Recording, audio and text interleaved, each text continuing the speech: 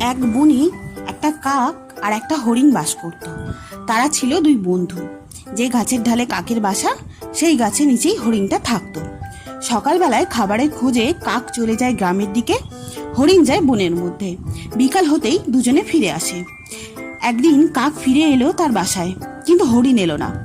কাক তখন হরিণকে খুঁজতে লাগলো। অনেক খুঁজে হরিণের দেখা পেল।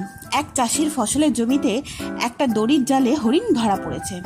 কাককে দেখে হরিণ কাঁদতে কাঁদতে বলল, বন্ধু, আমায় বাঁচাও। একটা শেয়ালের সঙ্গে দেখা হয়েছিল, সে আমাকে ফসলের জমিতে নিয়ে এসেছিল। দেখো কি বিপদে ফেলেছে। কাক বলল, অচেনা কাউকে বিশ্বাস করে এখানে আসা ঠিক হয়নি। ওই দেখো, চাষি আসছে, তুমি মরার মতো শুয়ে থাকো, আর তাহলেই চাষির জালটা খুলে নেবে। হরিণ তাই করলো। হরিণটা মরে গেছে মনে করে চাষি জালটা খুলে নিল। কাক তাই দেখে কা কা করে ডেকে উঠল। অমনি হরিণ এক ছুটে পালিয়ে গেল।